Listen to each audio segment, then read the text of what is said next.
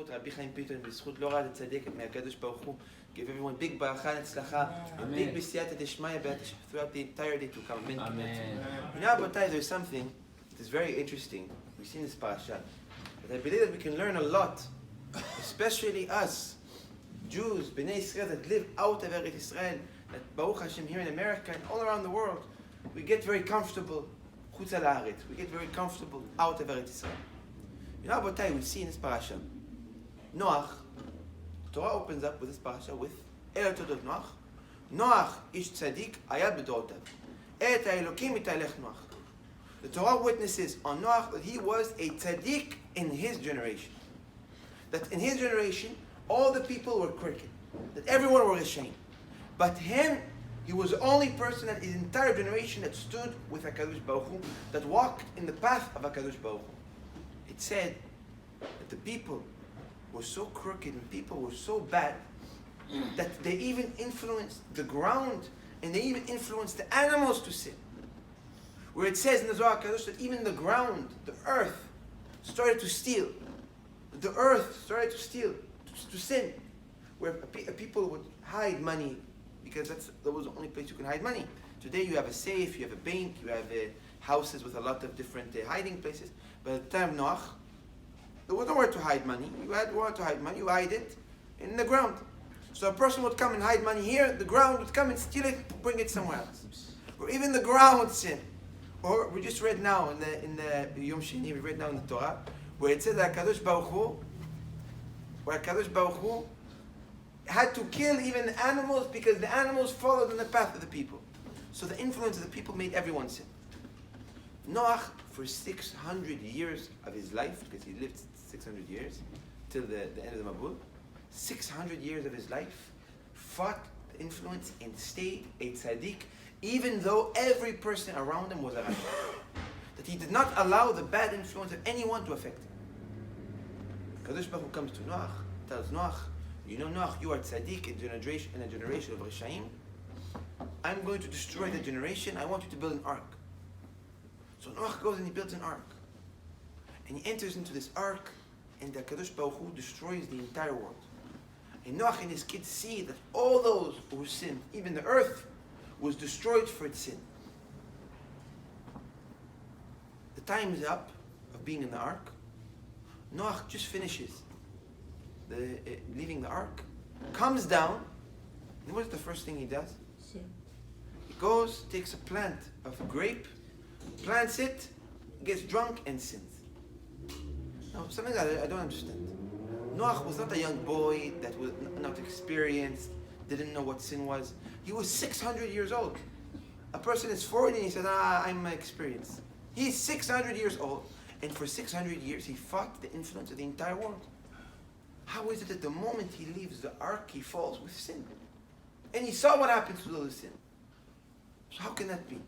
How is that something that is understandable? So I was thinking about it, and I said, maybe we can say something very, very beautiful, and something that we should all use and hold on to in every single day of our lives. Botai, if a person comes to you, or in this instance, it's Ahara, and he comes to you, he has a sword in his hands, and he wants to start a war with you, what do? What any man does, he goes, takes out your sword, and you defend yourself.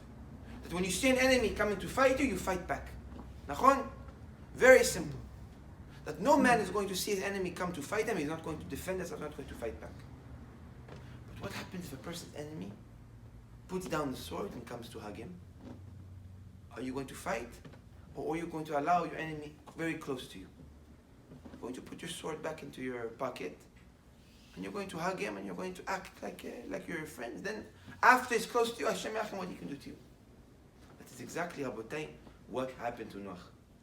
Throughout Noach's entire life, he had to fight the bad influence, the evil influence of all those who lived around him.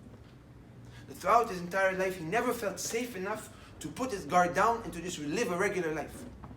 Always he had to fight, he had to stand strong to make sure that he does not get influenced from all the shame. So throughout his entire life, he fought a war with Yitzhara. And because he fought a war, he always was able to keep his ground. The moment everyone in that generation were killed, the world was cleaned, what did Noach do? He put his guard down. He said, now Yetzer Hara can't harm me, because now all the bad people, the influence is no longer here. So now I can live a regular life. The moment he put his guard down, Yetzer Hara came and he attacked him and he lost. And that about something that is very big, especially for the young in today's generation. That today, the odds that someone's going to come and threaten your faith with coming and saying like the older generations, bow down to a statue or I kill you, that's not going to happen today. Today, Yetzer Hara is going to come in a different way. It's going to come with a smile. It's going to come in a way where a person is going to enter into his heart, and once it enters into his heart, it can make him fall. Yetzer Hara is not going to erase a person's Judaism with a knife. It's going to come with a very, very cute smile, a very sweet, not kosher meal, a very, very simple a conversation, and then that's when Yetzer Hara pulls a person down. You know, there was something that I heard that is scary, that can really teach us how Yetzer Hara, how he uses sometimes the sweetness to pull us down. I heard that one time there was a rally, I think a gathering of anti-Semitic people, or I think it's a rally. I don't know. A rally is you run, doesn't matter. A gathering of anti-Semitic people. So they wanted to bring a special speaker. So they went and they found this very anti-Semitic politician. I don't know what he was and where it was. Very anti-Semitic person. They said he's going to be the one that's going to come and to speak, and he's going to inspire us, lifestyle, because he was mamash anti-Semitic. This man gets up to the podium, to the stage, and he starts to speak. And to all these people's surprise, what did he tell them? He says, you know, if you want to destroy the Jews, and you want to erase the Jews, everyone thought, now what is he going to say? We take out our knives, we go house to house, we kill them all. What did he say? He said, if we want to destroy the Jews, we have to go and give them a hug. That once we give them a hug, they're going to put their guard down. Once they put their guard down, their Judaism is finished. And that about is something that we need to hold. That it doesn't matter how friendly and how sweet Yetzer Hara will come, that is when we have to fear. Not when Yetzer Hara is fighting face to face with us with a sword in his hand. And that we can learn from Noach. That Noach, the moment he put his guard down, he fell.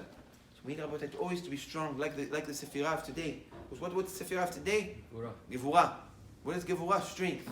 That no matter what, we always need to act with strength. And when we act with strength, we bring big beracha and atzlacha into our lives. May HaKadosh Baruch Hu give us that koach, give us that Gevurah. And may the merit of Yitzchak Avinu, the tzaddik of today, bless us all and give us big b'siyata d'shmaya. Amen.